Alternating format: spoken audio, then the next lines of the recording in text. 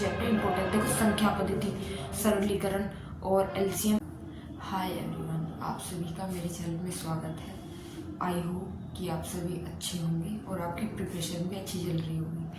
और वैसे तो एसएससी जीडी के एग्ज़ाम्स चल रहे हैं और कुछ बच्चों के हो रहे होंगे एग्ज़ाम, अभी आने वाले टाइम में होंगे, और कुछ बच्चों के हो चुके होंगे। जिनके हो चुके हैं वो अपनी आगे प्रिपरेशन कर सकते हैं। जैसे कि बहुत बच्चों को अब पता चल गया होगा कि मेरा इतना स्कोर है या मैं कर जाऊंगा, तो वो लोग फिजिकल की तैयारी करेंगे। या जिनको लगता है कि हमारा अभी नहीं होगा तो वो आने वाली वैकेंसीज़ की तैयारी करेंगे। तो जिनका नहीं हो रहा है स्कोर तो वो निराश ना हो आने वाले टाइम के लिए, हो सकता है। और जिनका हो गया है उनके लिए बेस्ट ऑफ लक कि वो आगे की और तैयारी करें। तो आज का टॉपिक है मैथ्स के लिए। बहुत बच्चे कमेंट कर रहे थे कि दीदी मैथ नहीं हो पा रहा, वीक है, लड़कियाँ तो बहुत ही वीक है मैथ में, और मैं भी एक टाइम में ऐसी थी वीक कि मुझे ये समझ लो कि गुणा जोड़ भाग कुछ नहीं आता था। मैंने एक साथ प्रिपरेशन की है तो मेरा मैथ अब अच्छा हो गया है। वैसे मैं उस बारे में ही बात करूँगी कि मैंने अपना मैथ अच्छा किया।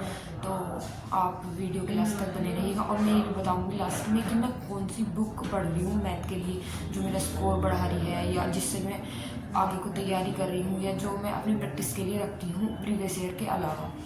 तो आज का टॉपिक मैथ के लिए है, क्योंकि बहुत लोगों पे ये डर बना हुआ है कि मैथ का स्कोर कैसे बढ़ाएं, या मैंने अपना मैथ कहाँ से स्ट्रॉन्ग किया था। तो अगर आप कुछ बातें और कुछ टिप्स याद रखते हैं तो आपका मैथ ऑटोमेटिकली अच्छा इम्प्रूव हो जाएगा। और तो इस वीडियो के लास्ट तक बने रहिएगा। मैं आपको बताऊंगी कि कैसे आप अपना मैथ का स्कोर बढ़ा सकते हैं। तो आपको सबसे पहले पता होना चाहिए सिलेबस के अंदर कौन कौन से टॉपिक है। जैसे कि हम एसएससी की बात कर लेते हैं, उसमें कुछ एग्ज़ाम्स में जैसे बड़े लेवल के एग्ज़ाम हो गए, सीजीएल, सीपीओ, उसमें ज्योमेट्री वगैरह एडवांस भी पूछा जाता है। उस और एसएससी जीडी में इतना मतलब एडवांस लेवल नहीं पूछा जाता, 2D 3D पूछा जाता है। तो सबसे पहले वो सिलेबस कि सिलेबस आपको पता है या नहीं पता है, कि आप सिलेबस के बारे में क्या जानते हैं, उसके अंदर कितने टॉपिक आते हैं या कितने चैप्टर्स आते हैं। जैसे सिलेबस के अंदर आता है अर्थमेटिक के अंदर आता है प्रतिशत, अनुपात और प्रॉफिट एंड लॉस, समय कार्य, पाइप टंकी, नाव, धारा, रेलगाड़ी, CISI, साझेदारी, मिश्रण, आयु, औसत, DI, सरलीकरण, संख्या पद्धति और LCM, SCF, ये आते हैं सिर्फ अंकगणित के अंदर। और एडवांस में क्या क्या आता है, ज्योमेट्री, 3D और हाइट और डिस्टेंस और एलजेब्रा, ये सब एडवांस के अंदर आते हैं। एडवांस एसएससी सीजीएल में भी पूछा जाता है, और NTPC और ग्रुप D और 10th ज्योमेट्री वगैरह, ये सब चीज़ें 10th तक की पूछी जाती हैं बस। उससे हाई लेवल तो कुछ नहीं पूछा जाता। सबसे पहले बेसिक से शुरू करना है। जैसे आप अगर कोई कुछ नहीं जानते और आप अपना मैथ का स्कोर करना चाहते हैं तो सबसे पहले होगा सिलेबस। अगर आपको सिलेबस पक्का पता है तो आप शुरू कर सकते हैं सबसे पहले प्रीवियस ईयर से। अगर आपने कोई भी साइट से या किसी भी जो संस्था है उससे आप प्रीवियस ईयर उठा सकते हैं। अगर आपका बेसिक थोड़ा बहुत क्लियर है तो आप पहले टेस्ट लगा के देख लीजिए। किसी भी टीचर को फॉलो करने से पहले आप किसी भी प्लेटफॉर्म से अपना टेस्ट पेपर उठा लीजिए प्रीवियस ईयर का। जैसे आप टेस्ट बुक खरीद रखा है तो आप वहाँ से उठा लीजिए, या फिर अंकित भाटी सर का है वहाँ से उठा लीजिए। कोई भी एक PDF डाउनलोड कर लीजिए, फ्री में मिल जाएगी। मतलब 3-4 क्वेश्चन पेपर उठा लीजिए जो प्रीवियस ईयर में आए, जिस भी एग्जाम की आप एसएससी में तैयारी कर रहे हो उस पेपर के। जैसे आप सीजीएल की तैयारी कर रहे हो तो गगन प्रताप सर की एक साइट है तो आप वहाँ से उठा सकते हैं। उनकी जो टेलीग्राम चैनल है उस पर भी आपको प्रीवियस ईयर के क्वेश्चन पेपर मिल जाएंगे, तो आप वहाँ से ले सकते हैं। और दूसरी बात कि जिन्होंने अभी तक कुछ नहीं पढ़ा उन्हें भी यही करना है कि प्रीवियस ईयर उठाना है। देखो, जिसके उस प्रीवियस ईयर में सबसे पहले ये देखना है कि अगर आपके 25 में से 10 या 12 क्वेश्चन भी सही हो रहे हैं तो आपका बेसिक क्लियर है। मतलब आपको एक अच्छी टीचर की ज़रूरत है। अगर आप उस टीचर के अनुसार पढ़ेंगे तो आपका सब चीज़ क्लियर, फिर 25 में से 24, 23, ये हो सकता है 25 भी आ जाए, ये सब चीज़ें कंप्लीट हो जाएंगी। और जिसका अभी 25 में से 3 या 2 या 4, तो आपकी स्थिति बहुत ख़राब है। आपको एक अच्छे टीचर की ज़रूरत है और आपको तो प्रैक्टिस की भी बहुत ज़रूरत होगी। बहुत लोग बोलते हैं कि प्रैक्टिस हम यहाँ से करते हैं, हम वहाँ से करते हैं, फिर भी नहीं हो पा रहा। अगर आपका नहीं हो पा रहा तो आपको और ज़्यादा उसके अंदर और प्रैक्टिस करने की ज़रूरत है, ताकि आपका स्कोर और ज़्यादा बढ़े।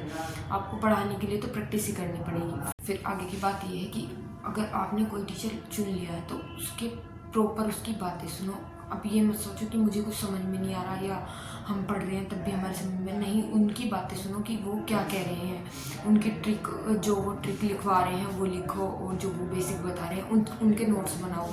और नोट्स ऐसे बनाने हैं कि अगर आज सर ने पढ़ा दिया तो वो हमें तभी याद करना है, फिर हम नेक्स्ट टाइम जब भी उसे पढ़ेंगे, टॉपिक को पढ़ेंगे तो वो हमें तब भी याद करना पड़ेगा। और जब क्लास में आने से पहले तब भी उसको रिवीजन करके ही आना है। और जब भी चैप्टर सर शुरू कराएं तो आपको कोई भी टेस्ट नहीं लगाना। कम अगर वो चैप्टर 2 दिन में ख़त्म कर रहे हैं या 3 दिन में ख़त्म कर रहे हैं या 4 दिन में ख़त्म कर रहे हैं तो आपको उस बीच में कोई भी टेस्ट नहीं लगाना कि आज हमारा ये टॉपिक कंप्लीट हो गया तो हम आज इसी चैप्टर का टेस्ट लगा लेंगे। नहीं, जब तक 3 या 4 या 5 दिन में अगर वो टॉपिक सर ख़त्म कर देते हैं ना तो उसके बाद ही आपको उस चैप्टर का टेस्ट लगाना है। और फिर उस चैप्टर का टेस्ट लगाने के बाद देखना है कि हमारी कौन कौन से पॉइंट गलत हो रहे हैं। फिर उससे उसी चैप्टर की एक बार वीडियो या जो भी आपने नोट्स बना रखे हैं, ट्रिक्स बना रखी है, उसके अनुसार आप उसको मिस्टेक को सही कर सकते हैं। फिर उन रिवीजन की बात करते हैं कि रिवीजन कैसे करना है। रिवीजन करना है कि सर ने आज पढ़ा दिया तो वो हमें अभी के अभी, जैसे अभी क्लास खत्म होगी तो रिवीजन करना है। फिर दूसरा, हमें या तो उसे पढ़ के सोना है या उठते टाइम पढ़ना है। वो क्या होता है कि माइंड थोड़ा खुला हुआ होता है, मतलब फ्रेश होता है, तो उस टाइम पे अच्छा कवर कर लेता है वो। फिर जब हम क्लास में आ रहे हैं तब तो वो कवर हो जाएगा, तो आपके क्वेश्चन अटैम्प्ट थोड़े कम गलत होंगे। उसके बाद आपको रिवाइज करना है वीकली, मतलब वीक में संडे पड़ता है, सैटरडे जिस दिन भी क्लास ऑफ रहती है, या अगर सैटरडे और संडे क्लास ऑफ है तो दोनों दिन रिवीजन करो। फिर वीकली, फिर डे और फिर मंथली। और मंथ में देखो कि आपको कितने चैप्टर कंप्लीट हुए हैं। फिर उसी हिसाब से, जैसे अभी प्रतिशत और सरलीकरण का चैप्टर और एक और अनुपात समानुपात, ये 3 चैप्टर आपके 1 महीने में कंप्लीट हुए तो आपको तीनों ही रिवाइज करने हैं महीने के अंदर। अगर ये तीनों 15 दिन के अंदर कंप्लीट हुए हैं तो आपको इन्हीं 3 चैप्टर के जो है कॉम्बो वाले टेस्ट लगाने हैं। इसी चैप्टर प्रीवियस ईयर लगाने हैं, कोई भी नया टेस्ट नहीं लगाना, कोई भी इजी टेस्ट नहीं लगाना, सिर्फ प्रीवियस ईयर। अगर आप सोच रहे हो कि या तो आप किरण की प्रीवियस ईयर की मैथ की बुक ले लो, जैसे दिल्ली पुलिस की, शायद SSCGD की भी आती होगी, वो मुझे जानकारी नहीं।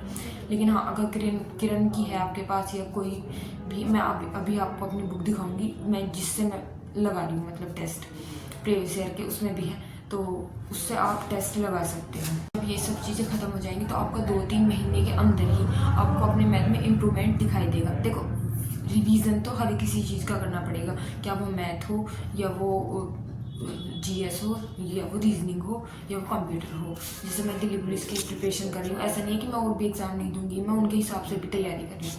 अब बात करते हैं उनके कौन कौन से चैप्टर इंपॉर्टेंट। देखो, संख्या पद्धति, सरलीकरण और HCF, ये तीनों चैप्टर बेसिक, मतलब ये समझ लो जोड़ घटा भाग गुना, जितने भी हम वो कैलकुलेशन वाले चैप्टर्स हैं ना, सिर्फ यही है।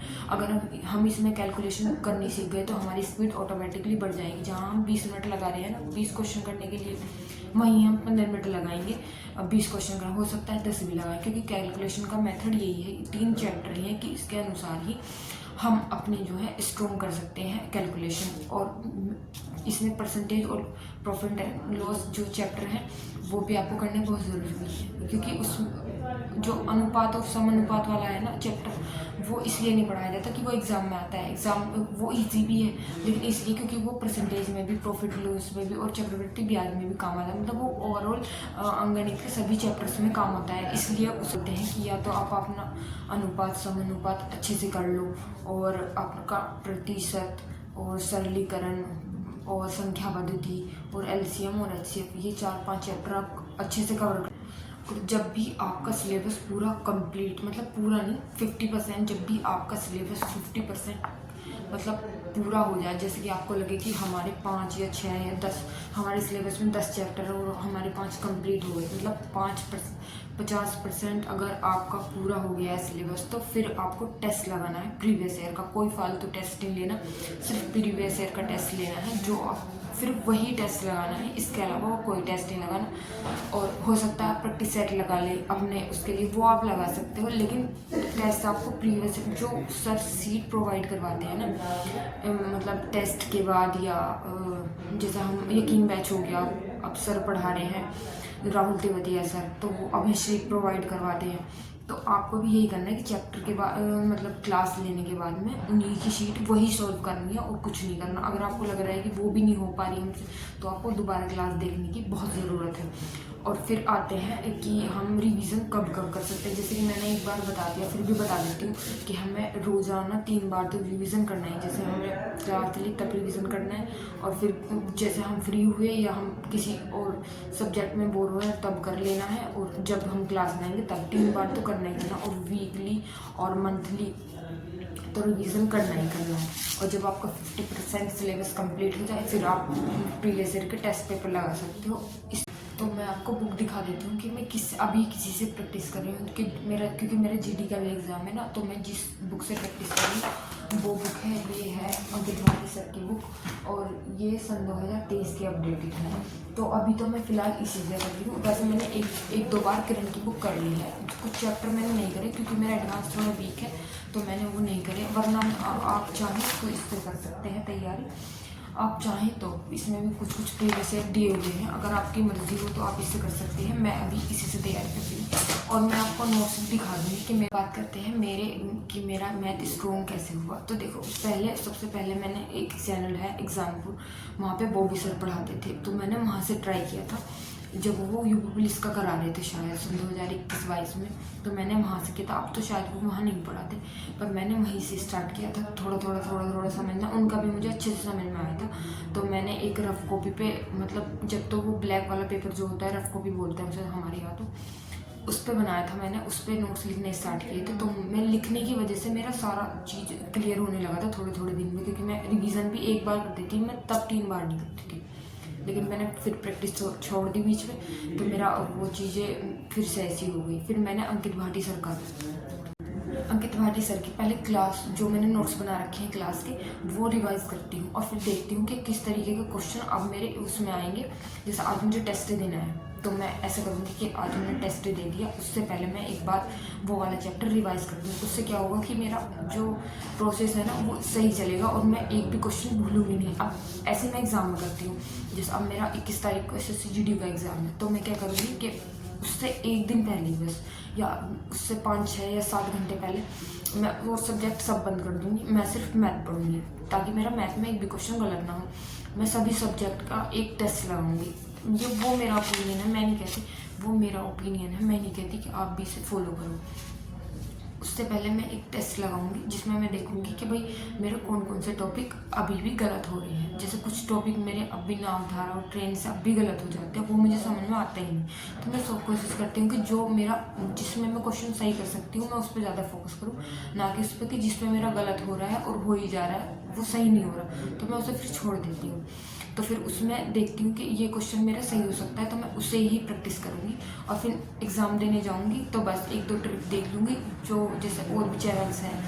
तो देखिए से मेरे पिछले साल के एग्ज़ाम्स में मैथ का इम्प्रूवमेंट हुआ है, और इसी तरीके से आप अपना मैथ स्ट्रॉन्ग कर सकते हैं। और नोट्स की मैं वीडियो अपलोड करूँगी, जो नेक्स्ट टाइम बनाऊँगी। मैं लाने भूल गई, वरना मैं आज ही दिखा। वैसे मैं कोशिश कर रही हूँ कि और ज़्यादा वीडियो लेके आऊँ जिनमें बच्चे पूछते रहते हैं कि मेरा 30 गलत हो रहा है, मेरा कुछ लड़कियाँ कह रही है कि मेरा 20 गलत हो रहा है उसमें जीके में। तो मैं कोशिश कर रही हूँ कि वीडियो ला, पर कुछ समस्या की वजह से मैं नहीं ला पा रही हूँ। आई होप कि आपको वीडियो अच्छी लगी होगी, और तो आप अपना मैथ इसी तरीके से सही कर लेना। और जो भी मेरे टिप्स हैं या जो भी मैं पढ़ती हूँ, मैं वीडियो रोज़ अपलोड करने की कोशिश कर रही हूँ, तो आप